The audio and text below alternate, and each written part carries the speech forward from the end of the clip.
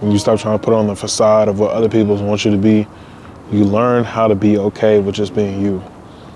You learn what it's like to grow into the person that you authentically want to be. Many times, a lot of guys, they want to be like all the other cool guys. They want to be like all the other swole guys. They want to try to level up to somebody else because that's a standard that somebody else has for themselves. And now it's rubbed off on you because you see the results that they get and you feel like you deserve that. But when you're not authentically you, you're trying to mock and copy other people. So what is life like when you stop lying to yourself and put yourself in a position where you can actually be real and honest with yourself? Many guys, especially in this world, want to be like the top G. They want to be the top dog. There's other guys that are okay with being mediocre. There's other guys that are okay with being simple and not really putting themselves in a winning position. There's other guys that think life is just too easy, because they got it handed to them. There's other guys that came out of nothing and you had to work for everything that you have, work for everything that you own. Handouts weren't given to you, if you will. But the moment you stop lying to yourself and you try to find who you are, that's the moment you finally discover who you need to be. I'm gonna give you guys a couple of tips that worked for me, especially when it came to trying to discover who I wanted to be and who I needed to be. First thing I had to start with was asking God, what is this season of my life? Why am I going through these things? And what is the lesson that you need to teach me in this moment? A lot of the times we're sitting there, we're talking to God, we're like, man, I don't know what you have for me in this season, but I just don't like it. I just feel like things should be different. I feel like I should have different results. I feel like my business should be taken off. I feel like my job, I should have already gotten this promotion. I don't understand why you let me leave this, why I lost this job and now I don't have any money, why I lost that girl and now I don't have anyone in my circle to support me or to be there for me. Why is it that you're putting me through these things? Many guys are always questioning God, but they forget the importance of trying to listen to what God is trying to tell them in that season. Most of the time, guys are asking God, why are you letting me go through this? Why are you putting me in a situation where I don't even know what the next step is? Instead of asking, God, allow me to be able to be attentive in this season. Maybe I needed to lose this girl because now down the road, she was going to be a burden on me. You know what I mean? She was a distraction. God, I had to leave that job because if it wasn't for you giving me an opportunity to leave that job, I was going to stay there for the next 5 years. And I was going to stay complacent. I was going to see the other opportunities or the other people and connections that I need to meet. You know what I'm saying? God, why are you allowing me to go through this car accident? But God's really trying to make you sit down and be still and refocus on God, right? Putting you in a position where you need to stop and slow down. Putting you in a position where you're like, man, I have no other option but to rely on God. But that also allows you to find identity in yourself because then you find who you needed to be in that season. And most of the time, God brings you through seasons because if you didn't go through it, you might not have learned that one lesson that he needed you to learn, right? And most of the time, whenever you're sitting there, you're like, okay, well, I just want to figure it out. I just want to do everything on my own. I'm used to doing things on my own. I don't need no family. I don't need no friends. I don't need no supporters. I don't need my girl. I don't need no mentors. I just want it to be me. You find yourself trying to play it the hard way, then allowing the resources that God has already blessed you with to do the right thing, right? So the first thing is asking God, why am I going through this season? And how do I overcome this moment that I'm processing and going through? And how are you going to let me be more attentive for the lesson that's going to come out of it? Now, I know it's obvious, but when you listen to the other people and listen to what they have to say and the positions that they may want to put you through just because of what they're scared to do or the fear that they're living in, or maybe the things that they don't actually believe in what you could do yourself, you have to realize and recognize, why are they so scared of what I'm going to do? They're not living my life. They don't see the vision that I have. They're not going to do the things that I do. They're not taking the same risk that I have. So what you have to realize is, what opportunities am I going to maximize on and what other ones am I going to be more safe and cautious on? But not based off of other people, but based on myself. The thing is that a lot of people say that a lot of things are risky, but they forget that the simple things are also risky. Driving in a car, you might get in an accident, you might lose your life. Being able to be out and about, anything can happen at any given moment, right? Even if you're laying in bed, something might happen in your body that you have no control over, and now it puts you in a you know what I'm saying? It puts you in a position where you need help. But the thing is, if you're listening to all these other people saying, hey, that's too risky, hey, that might not work out, hey, you might want to do this, go the safer route. It's okay to listen to some of them because maybe they're trying to look out for you. But for the other ones, don't let them hinder what you're trying to do. The thing is that even if you still play the safer route, that doesn't mean it's the best route for you. Some people, they choose to go to college over becoming an entrepreneur.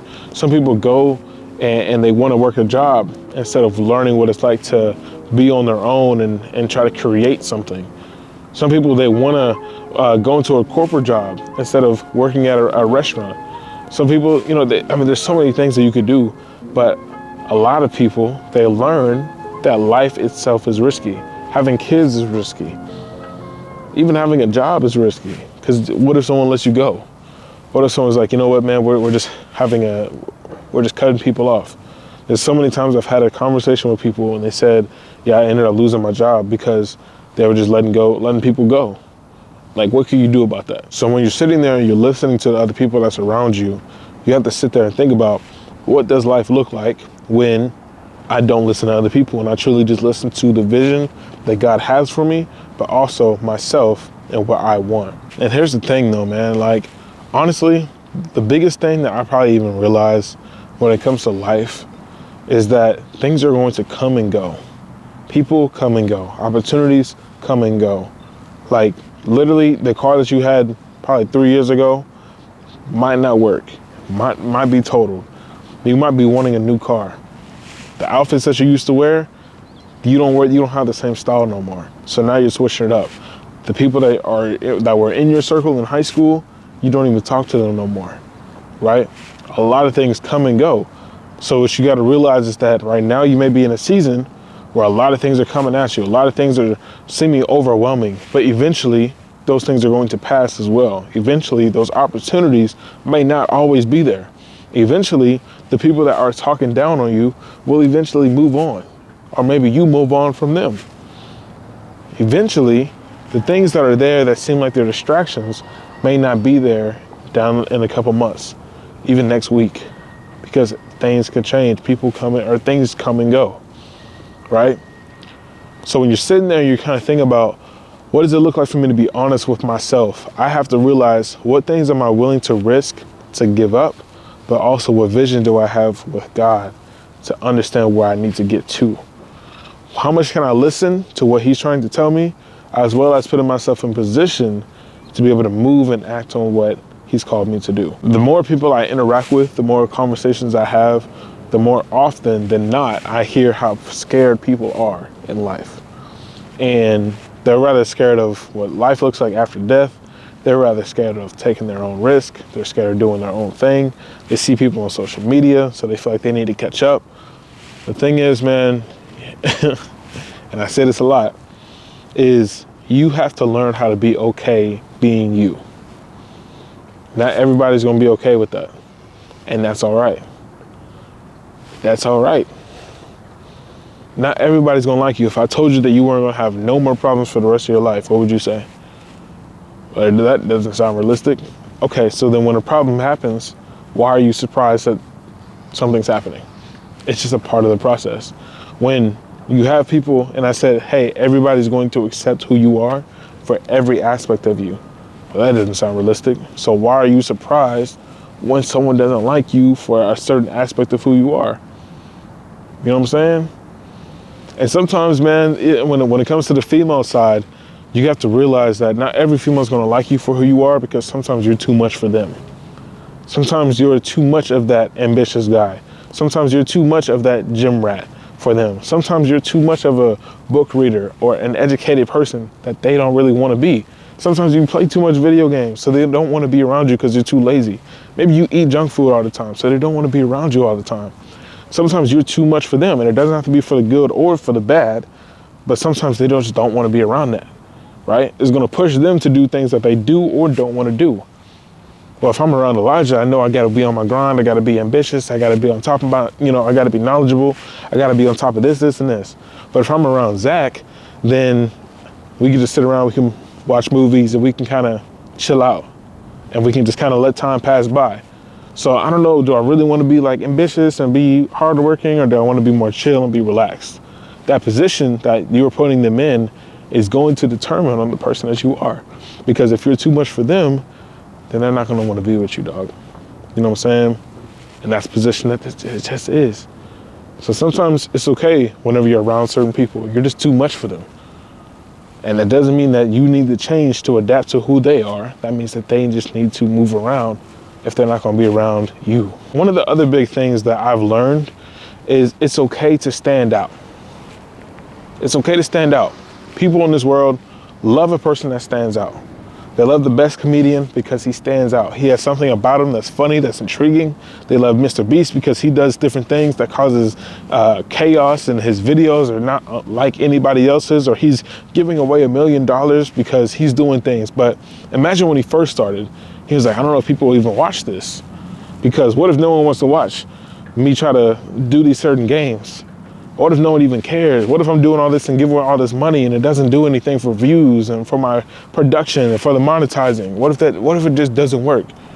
But he said, you know what? I'm gonna go ahead and do it. I'm gonna go ahead and produce it, and I'm gonna put it out there. And now people love it.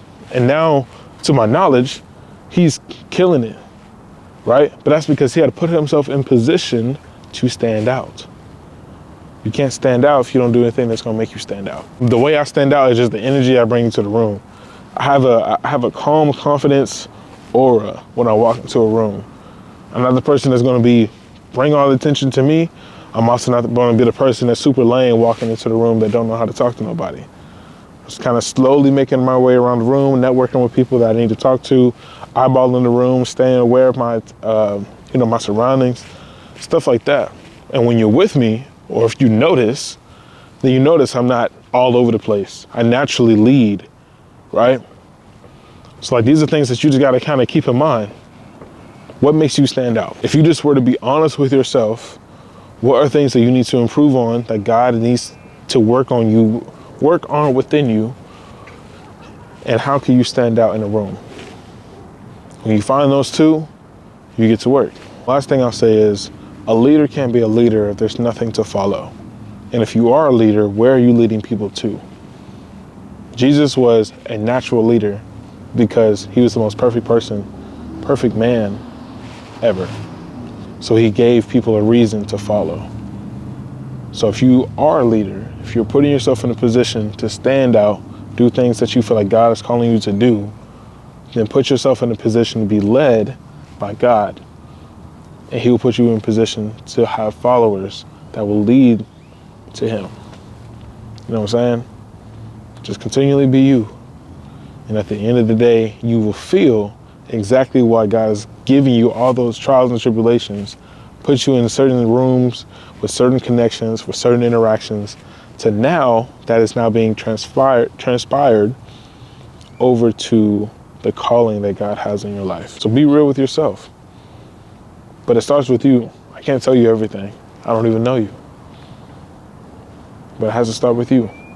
The moment you figure it out, the more you can move, the more you can adapt. And you keep pushing from there. If you guys made it this far in the video, definitely leave a like. Subscribe to the channel, y'all, if y'all like the content. Tell me one takeaway that y'all got from it.